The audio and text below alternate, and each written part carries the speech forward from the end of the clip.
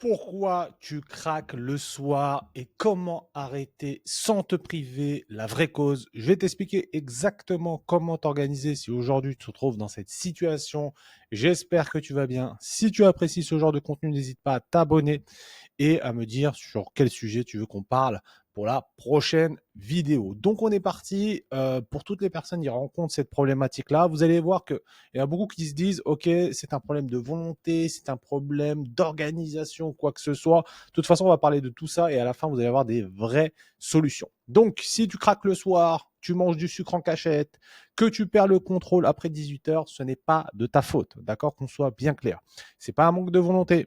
C'est pas parce que tu aimes trop le sucre. C'est pas parce que tu es faible. Il faut comprendre qu'il y a toujours des vraies causes. J'aime bien dire cette phrase, il y a les causes et il y a les conséquences. D'accord? Si tu t'amuses à vouloir régler tes problématiques avec la conséquence, malheureusement, tu ne pourras rien y faire. Il faut vraiment traiter le problème à la racine et si tu ne fais pas ce travail-là, tu vas te retrouver à subir. D'accord? Donc, dans la partie 1, on va parler de pourquoi tu craques. OK? Ton corps, il faut comprendre pour la grande majorité, c'est que vous êtes en sous-alimentation toute la journée. D'accord? Le matin, pour la grande majorité, vous ne mangez pas. Pourquoi vous ne mangez pas? Parce que vous allez vous dire: «Oui, mais j'ai pas le temps», des choses comme ça. Voilà, j'ai une vie à 200 à l'heure. On a tous une vie à 200 à l'heure. Mais il faut comprendre un truc, c'est si tu as tendance à répéter le même schéma, il va falloir changer des choses. Je vous demande pas de faire des grands petits déjeuners. De toute façon, vous allez voir les alternatives que j'ai pour vous. Mais si vous ne faites pas ça, ne vous étonnez pas de défoncer le distributeur à 10 heures. D'accord? Moi, je parle vraiment aux personnes qui n'arrivent pas à éviter le grignotage à 10-11 heures. Ça veut dire que la problématique vient du matin. D'accord? Je sais que, voilà, encore une fois, on a tous une vie à 100 à l'heure, mais il faut comprendre que si vous ne traitez pas le problème à la source, vous allez toujours tourner en rond. D'accord? Donc, trop léger le matin. Le midi, pour la grande majorité, c'est pareil. Pour celles qui ont tendance à grignoter, le midi, vous mangez rien. D'accord? Petite assiette. Voilà, vous mangez à l'arrache. Et forcément, bah, tu te retrouves l'après-midi à défoncer tout, voilà, tous les chocolats, tout le sucre. Mais ça, c'est lié à ce que tu fais au départ. D'accord? Euh, donc, pour toutes les personnes qui se retrouvent dans cette situation-là, juste observez votre journée typique. Regardez à quoi ressemble votre journée. Et vous allez halluciner et vous allez surtout comprendre que ça devient une problématique le fait de ne pas prendre le temps de s'asseoir. D'accord? Donc, ce que tu veux, pour celles qui consomment énormément de sucre, le cerveau, il fonctionne de cette façon-là. Il se dit quoi? Ok, elle m'a rien donné à manger toute la journée. Je vais faire quoi? Je vais aller au plus simple. Et le plus simple, c'est quoi? C'est ouvrir un paquet de gâteaux. D'accord? Donc la conséquence, c'est que ton cerveau réclame des aliments rapides, chocolat, biscuits, pain, sucre, et tu perds le contrôle. OK? Deuxième des choses qui reviennent assez souvent, c'est que tu ne manges pas assez de protéines. Ça, c'est un truc. Quand je demande aux personnes comment vous mangez, il n'y a jamais de protéines. Il y a jamais. Si aujourd'hui vous avez une problématique de grignotage, incorporer de la protéine, vous allez voir, ça va changer beaucoup de choses. Donc des œufs, du skyr, du fromage blanc, du bœuf, du poulet, des crevettes. À chacun de vos repas, vous devez inclure de la protéine. D'accord? Il faut comprendre que la protéine, ça va vous aider à réguler vos hormones, ça va vous aider à réguler votre satiété et ça a plein de bienfaits sur votre masse musculaire. Et si aujourd'hui vous voulez perdre du gras, vous avez tout intérêt à incorporer de la masse musculaire, de la protéine. Mais encore une fois, la vidéo du jour, on va parler de pourquoi vous grignotez. Et ça, c'est un facteur qui revient assez souvent. Vous ne mangez pas assez de protéines. D'accord? Plus tu manques de protéines, plus tu as envie de sucre. D'accord? On va vraiment abréger un maximum, mais vous devez comprendre que votre protéine, c'est votre meilleur allié déjà pour avoir un beau physique, mais aussi pour vous éviter de grignoter. OK? Autre chose qui revient assez souvent, c'est le stress et la charge mentale, mais j'ai envie de dire que cette problématique est la conséquence de tout ce que tu as fait auparavant. Ça veut dire que pourquoi tu es stressé? Parce qu'aujourd'hui, peut-être que tu as du poids en trop. Pourquoi tu es stressé? Parce que tu ne prends pas le temps de manger. Pourquoi tu es stressé? Parce que tu ne fais pas d'activité physique. Pourquoi tu es stressé? Parce que tu ne fais pas, tu ne fais pas attention à ton sommeil. Il y a d'autres facteurs qui arrivent. Alors, encore une fois, je le répète, c'est que il y a des choses à mettre en place tout de suite parce que stresser, tout le monde stresse, je stresse, tout le monde stresse. Pourquoi il y a une personne qui va, ok, stresser et la finalité va prendre soin de sa santé et pourquoi une autre personne va quasiment avoir la même zone de stress et se jeter sur un paquet de gâteaux. C'est pour ça que je vous parle de causes et de conséquences. On peut avoir la même dose de stress, mais la réaction va être différente. Et ça, c'est une question de choix. Et c'est pour ça que je vous dis, si dans votre mode de vie, vous n'avez pas mis les choses à faire en sorte de vraiment avoir le meilleur environnement possible, donc le fait de bien manger, le fait de bien s'organiser, bah forcément la conséquence va être beaucoup plus minime que si bah, on s'en fout, on verra plus tard, j'ai pas le temps de prendre soin de moi. Forcément, vous allez plus subir. C'est-à-dire que cette zone de stress, vous allez moins pouvoir la contenir. D'accord? Donc, forcément, ton stress plus la charge mentale explose le soir. La journée, tu tiens, tu gères les enfants, la maison, le travail, tu te retiens, tu fais bonne figure. Et le soir, tout retombe. Et tu fais quoi? Tu te demandes, voilà, il me faut vraiment une récompense, d'accord? Donc le sucre, voilà, les gâteaux, les choses comme ça, tu manges pas par faim, tu manges pour souffler, d'accord? Et encore une fois, c'est tout ce qu'on a abordé juste avant qui est la problématique, d'accord? Autre chose qui revient assez souvent, c'est vous êtes aujourd'hui dans un mode de vous dire, OK, c'est tout. Soit je fais tout parfaitement, OK, soit je ne fais rien. Et ça, c'est problématique. Et je me rends compte, hein, parce que aujourd'hui, ça fait beaucoup d'années que j'accompagne les personnes et vous cherchez la perfection. Mais je vais vous dire un truc, la perfection n'existe pas. Est-ce que vous allez vous jeter sur le sucre? Oui. Mais est-ce que vous allez être parfaite? Non. Si vous cherchez cette perfection-là, vous n'y arriverez jamais. Il faut vraiment, et ça, c'est encore du stress que vous rajoutez. Oui, mais regarde, j'ai mangé un paquet de gâteaux. Et alors? On s'en fout. On s'en fout. Est-ce que 80% du temps, vous faites bien les choses? Si la réponse est oui, vous n'aurez jamais de problème de poids. Mais si la réponse est non, ça ne marchera pas. Donc, soit vous passez votre temps, ah voilà, mais j'ai pas le temps, je mange pas, oui, mais tu comprends, oui, mais les enfants, là, et tu subis. Soit tu te dis, OK, 80% du temps, bah, je prends mon petit déj, je fais en sorte de m'organiser un petit peu et tout va bien se passer. Est-ce que ça va t'éviter de défoncer un paquet de gâteaux de temps en temps? Non. Mais vous pensez que toutes les personnes que vous voyez, vous vous dites, oh, regarde, regarde mais vous pensez que les gens ne se jettent pas sur la bouffe? On est tous pareils. Et c'est OK, on est des êtres humains.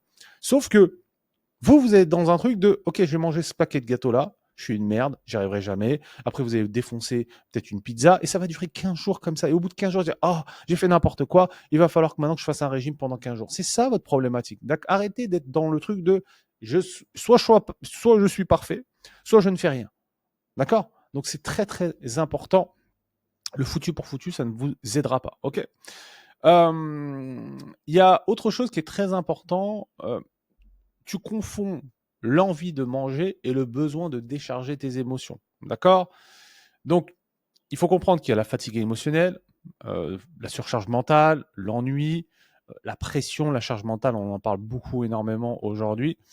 C'est, encore une fois, il faut comprendre que il y a des choses que vous devez mettre en place. Il faut voir ça comme des garde-fous. Si vous ne le faites pas, vous allez subir.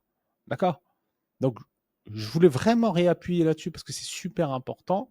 Si demain vous êtes stressé, la conséquence, c'est peut-être que vous ne faites pas assez d'activité physique. Peut-être que votre alimentation ne vous aide pas au quotidien. Il faut vraiment voir ça dans la globalité parce que malheureusement, on est dans une société actuelle où le stress existera jusque notre mort. C'est de comment vous allez réagir par rapport à ça. Donc, c'est vraiment important de ne pas confondre l'envie de manger et tout ce qui est émotionnel. D'accord? Parce que des fois, on peut être là, on a bien mangé, tout se passe bien, et là, bam, zone de stress, et comment on va réagir? On s'envoie un paquet de bonbons, on s'envoie ce genre de choses. Et encore une fois, il y en a certaines, vous le subissez trop, et il faut comprendre que vous devez euh, comprendre comment votre cerveau fonctionne. Parce que si vous êtes toujours dans une optique en fait, vous subissez tout le temps, forcément, c'est comme, je sais pas, vous savez, les personnes qui sont addictes à l'alcool, à la cigarette, aux réseaux sociaux, vous passez votre temps à scroller, vous savez même pas pourquoi, et vous subissez. Au lieu de faire en sorte de vous organiser et de comprendre votre problématique là, je voulais vraiment appuyer dessus.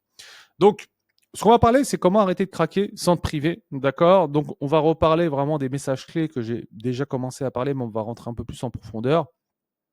C'est manger assez. Toutes les personnes que j'ai pu accompagner me disaient, Nassim, moi je grignote depuis des années, j'arrive pas à me tenir, je suis incontrôlable. Dès qu'on a mis un cadre alimentaire, plus de grignotage. Et je vous parle de ça là, les 7 premiers jours. On n'a pas attendu. Alors oui, vous avez des envies, vous avez des automatismes. C'est normal. Si ça fait 10 ans, à 4 heures, vous vous envoyez un paquet de bonbons. À 4 heures, votre cerveau va dire, ah, c'est l'heure du paquet de bonbons. Ça, je le sais. Mais si, encore une fois, vous êtes bien organisé, vous allez l'atténuer un maximum. Et si vous comprenez pourquoi votre cerveau déclenche ça, par habitude, vous allez pouvoir l'anticiper. D'accord? Moi, je suis pas dans cette optique de se dire, OK, il faut supprimer tout le sucre. Ça marche pas. Plus vous allez vous priver de quelque chose, plus vous allez forcément en avoir envie. Et si vous êtes dans la frustration, vous allez commencer à culpabiliser. Après, vous allez péter un cap. Donc, pour baliser un maximum, vous devez manger assez. Et si vous avez tendance, comme je l'ai dit tout à l'heure, à vous jeter sur les distributeurs à 10 heures, vous devez avoir 3 vrais repas avec une bonne source de protéines, une bonne source de glucides et une bonne source de lipides. Protéines, les œufs, du bœuf, du saumon, du tofu, du soja, du fromage blanc, du skyr. Donc vous vous organisez par rapport à ça. Donc quand ton corps est nourri, la faim du soir chute à 50% immédiatement. Il faut comprendre un truc, encore une fois, c'est que si vous avez tendance à grignoter, le facteur numéro 1, c'est que vous êtes en sous-alimentation. D'accord? Donc, comme j'ai dit, augmenter la protéine, arrêtez de sauter les repas et il faut manger. Il faut manger. Si vous ne mangez pas, vous allez ralentir votre métabolisme. Et un métabolisme qui ralentit, c'est un métabolisme qui retient du gras. Donc, il n'y a aucun intérêt à ne pas manger. Vous n'allez pas virer de la graisse. Vous allez avoir encore plus envie de bouffer du sucre. Vous allez être encore plus stressé. Vous allez être encore plus fatigué. Vous devez manger 3 vrais repas. D'accord? Très important par rapport à ça, on parle beaucoup de faire du sport pour se détendre. Ok, vous pouvez prendre une tisane, prendre une douche, une bonne douche, un bon bain, ça fait toujours plaisir. Faire en sorte il y en a certaines qui aiment bien écrire, n'hésitez pas, ça peut vous détendre, aller sortir, aller faire de la marche. Il y en a beaucoup qui voient la marche comme une activité sportive. Non, vous pouvez aller marcher, ça va vous faire du bien, vous allez vraiment vous aérer. Je vous invite vraiment à le faire et faire en sorte d'arrêter de subir. Mettre une musique que vous appréciez, aller au cinéma, je sais pas, faites autre chose. Faites en sorte de casser ces habitudes que vous avez là, les enfants, les trucs, et vous recommencez. Faites en sorte de casser tout ça et surtout de comprendre ce qui se passe. Pourquoi à telle heure je me jette sur la bouffe? Pourquoi ça se passe comme ça? Pourquoi ça fait tant d'années? Posez-vous les bonnes questions, écrivez-les. Bref, vous allez pouvoir vraiment comprendre à ce niveau-là. D'accord? Donc, si vous craquez, il faut comprendre que il faut que tu enlèves la culpabilité. Ce n'est pas grave. Vraiment, ce n'est pas grave. Ce qui est important de comprendre, c'est que là, tu es dans une optique de trouver des solutions. Et c'est très bien. Mais si tu as moi j'appelle ça des sorties de route avec mes clientes, si tu as des sorties de route, c'est pas grave, on s'en fout complètement. On s'en fout complètement. Ça ne te sert à rien. D'accord? Donc, fais en sorte d'arrêter de culpabiliser et fais en sorte de reprendre, voilà, pour ton prochain repas, tu reprends les choses que je t'ai indiquées juste avant et te prends pas la tête. Ok? Donc, conclusion, le plan que tu as à mettre en place dès maintenant, mangez assez, arrêtez les petits repas. Donc, prenez une assiette standard et vous mettez une protéine, une source de glucides et une source de légumes. Quand je dis glucides, du riz, des pommes de terre, du quinoa, patates douces, revenez à des aliments bruts et non transformés et pensez bien à votre protéine et les légumes.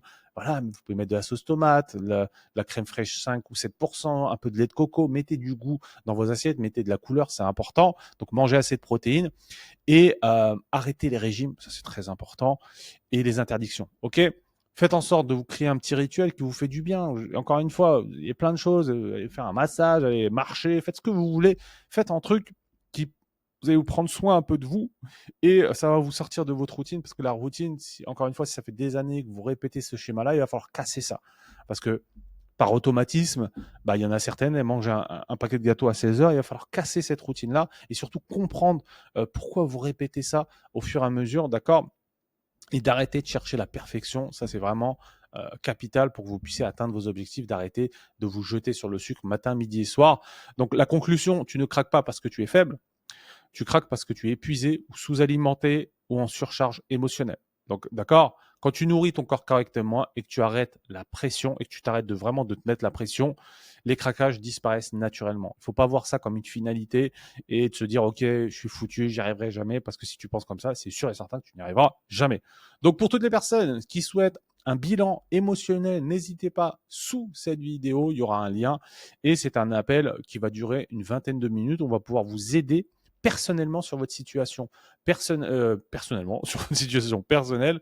Et après, si vous voyez que vous avez besoin de plus d'aide, on pourra vous proposer un deuxième rendez-vous si vous souhaitez vous faire accompagner. Mais dans tous les cas, le premier appel est totalement offert. On va vous apporter des vraies solutions. Si aujourd'hui vous sentez que vous êtes dépassé et que vous n'y arrivez pas et que vous avez besoin de plus d'informations, même sur ce que je vous ai dit, sur la façon de vous alimenter, vous organiser, et on pourra vous aider à ce niveau-là. C'est 100% offert, c'est juste le lien sous cette vidéo.